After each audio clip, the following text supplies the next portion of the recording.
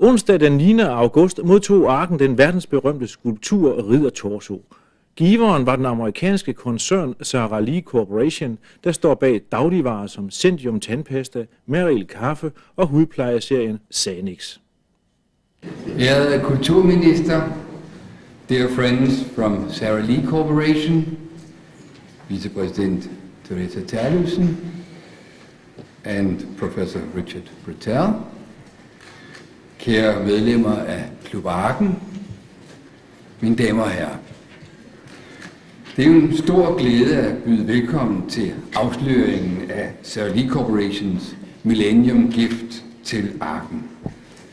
Vi her på Arken betragter det som en stor ære, at det er os, der er blevet udvalgt til at modtage denne unikke gave, dette enestående kunstværk af en af dette århundredes allerstørste kunstnere.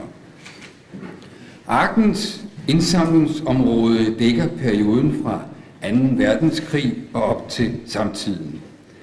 Og det er også derfor, at det var relevant, at det blev Arken, der modtog de store Asger Jorn vægmalerier her, som blev placeret her ved gode menneskers private initiativ, og ikke mindst jo altså fordi Ny Carlsbergfondet betalte for nedtagningen og restaureringen af vægmalerierne, som jo oprindeligt var udført på Læsø. Og nu er vi så lykkelige over igen, altså med udgangspunkt i et privat initiativ, at kunne føje endnu et stykke verdenskunst til vores samling. Det er et værk, som perspektiverer vores danske samling ud i det internationale rum. Den danske kunst bliver sat ind i en international sammenhæng, og der opstår en dialog imellem det danske og det internationale. Den her dialog, som jo netop er så vigtig. Det kan jo ikke nytte noget udelukkende at betragte dansk kunst isoleret. Den internationale kunst kan så at sige være den slibesten, hvorpå den danske kunst skærpes. Det er i dialogen med det internationale, at den danske kunst profileres, udvikles og hele tiden bliver bedre. Det er i dialogen, at vi bliver vores danske egenart bevidst og udvikler den sådan, at vi kan bidrage unikt til den øvrige verden.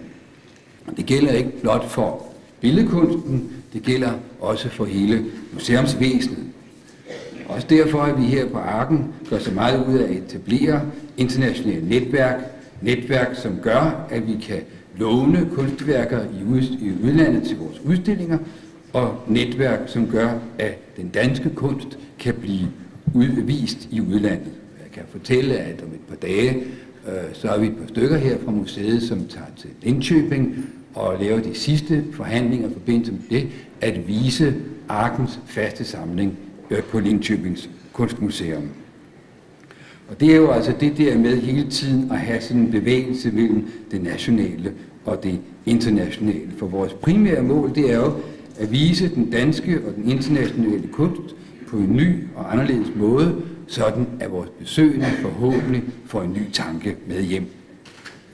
Og det er da også derfor, det er en særlig glæde for os i dag, at vores kulturminister har ville komme til stede og afsløre skulpturen, som vi modtager fra Sara Lee Corporation. Jeg kan sige, at kulturministerens besøg kaster en særlig glans over arrangementet.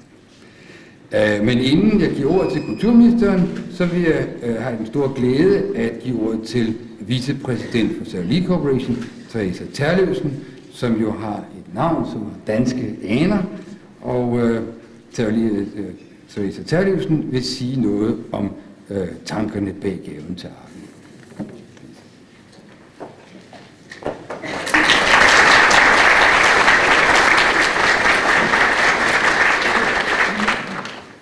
Kære minister, kære alle, mange tak for den venlige modtagelse. Dette er en glædelig begivenhed for Sara Lee Corporation, og jeg er glad for, at I kunne komme til dette arrangement. Sammen med mine kolleger fra Sara Lee, både i Chicago og her i Danmark, er jeg meget glad for at kunne overrække en kunstværk fra Sara Lees samlinger til dette pragtfulde museum. Jeg er meget begejstret for at være her i dag. Det er få ting i mit job, Det er lige så sjovt som at rejse rundt i verden og give store kunstværker væk. Men jeg må indrømme, at det er helt specielt at kunne gøre det her i mit eget fødeland. Jeg blev født i Aalborg og har boet i Lyngby, indtil jeg var næsten 7 år. På det tidspunkt flyttede jeg til USA og har boet der lige siden. Men i hele min barndom tilbragte jeg alle min sommerferie i Danmark. Tak, far. Og jeg er forblevet dansk statsborger. Mit dansk er desværre ikke så godt, som jeg kunne ønske det. Og jeg har derfor snydt lidt og fået hjælp til denne tale. Hans samling blev udstillet på store museer, og han var kendt som en gavmild velgører inden for kunstverdenen.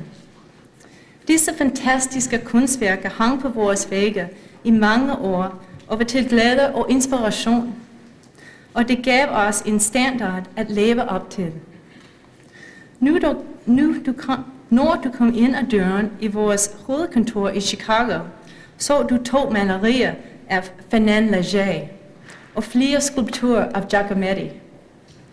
Det hang en Monet i et kontor, en Degas i et andet, en Matisse i en tredje. Et enestående maleri af George Braque i et mødelokale gav lokalet sit navn, Braque-værelset. Vi holdt meget at særlige kunstsamlingen, så det kan måske undre, hvorfor vi besluttede at give den væk. Og svaret er simpelt. Store kunstværker hører til på museer. Som virksomhed har særlig længe støttet kunsten. I år er det 40 år siden, at særlig begyndte at uddele penge hvert år til støtte for forskellige organisationer. Vi mener, at det er vigtigt for virksomheder at dele noget af deres overskud hvert år med samfundet. Og vi mener, at kunst er et vigtigt element i levende samfund. Og derfor har vi igennem årene givet bidrag til museer, teatre, skoler og mange andre steder. Og nu fortsætter vi traditionen ved at give vores kunstsamling væk. Selvom vi befandt os godt blandt værkene, indså vi, at det var på tide at gøre disse kunstværker tilgængelige for alle. Der står trods alt flere mennesker her i dette lokale lige nu, end der ville se kunstværkerne på vores kontor på en hel måned.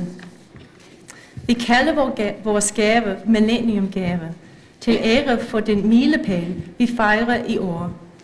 Og vi besluttede at gøre den så bred som muligt, så det 52 malerier, tegninger og skulpturer i særlige samlinger bliver givet til 40 museer i hele verden, 25 museer i USA og 15 i andre lande, herunder også Danmark. De fleste af disse museer befinder sig på steder, hvor særlig har stærke forretningsforbindelser. Og det er bestemt også tilfælde for Danmark, hvor særlig markedsfører en række produkter, Meril kaffe, hudplejeprodukterne Sanex og Neutral, Zendium tandpasta, Pickwick te og særlig kage. Så derfor er Danmark vigtig for os som virksomhed, og vi mener, at Arken er vigtig for Danmark. Jeg vil derfor slutte med at understrege, at særligt ønsker at støtte idéerne om Arken, og det arbejde Arken udfører med at få kunst ud i samfundet. Det glæder os derfor at vide, at en kunstværk fra særlige samlingen vil få en permanent plads i disse fantastiske lokaler. Mange tak.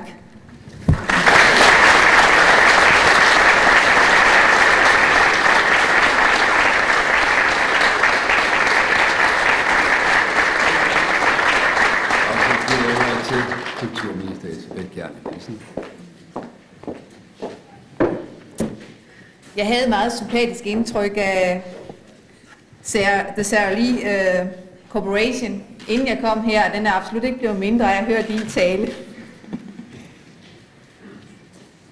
Kære alle, jeg er utrolig glad for at kunne være til stede ved den her lejlighed. Arken, Museum for Moderne Kunst, modtager et enestående kunstværk som gave fra The Sara Lee Corporation. Det kan man i sandhed kalde en millenniumgift. Skulpturen Ridder Torso er et af maleren, digteren og skulptøren Jean Arps senere værker fra 1959. Værket viser hans store talent for at forenkle, raffinere og omforme organisk vækst til et abstrakt formsprog. Jean Arp var toneangivende blandt den tidligere europæiske avantgarde. Han var aktiv i dadaismens spiren, blev senere en del af den surrealistiske kunstscene, for til sidst at bevæge sig over i arbejdet med abstrakte skulpturer. Disse skulpturer, som han lavede fra 30'erne og frem til sin død i 1966, udgør den væsentligste del af hans livsværk. I dem begrebsliggør han den smukke idé om vækst og kraft i organisk liv. Efter Jean Arps opfattelse er kunsten en frugt, der gror i menneskeheden.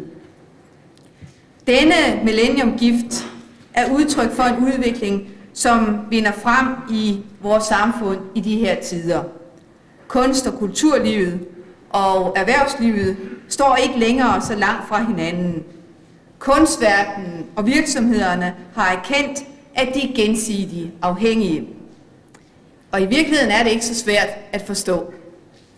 Virksomhederne ønsker nye impulser, både i form af kunstværker og i form af den kreativitet, som kunstnere besidder. Man kan ikke længere sælge produkter blot ved hjælp af lidt aggressiv markedsføring. Der skal fortælles historier og knyttes bånd på en måde, som kunstnere ofte har en god forudsætning for at udvikle og formidle. Og virksomhedernes forhold til deres kunder defineres ikke længere alene af produktets kvalitet, men også af det image, som virksomhederne får opbygget, blandt andet gennem deres samfundsengagement og deres engagement i kunst- og kulturverdenen. Med kunstens mellemkomst ønsker mange virksomheder også at skabe kreative miljøer, som er i stand til at aflæse samfundets signaler på andre måder end sorte og røde tal. Og det er ikke fordi, jeg ikke selv kunne tænke mig at have et kontor, hvor der hang en Monet eksempelvis.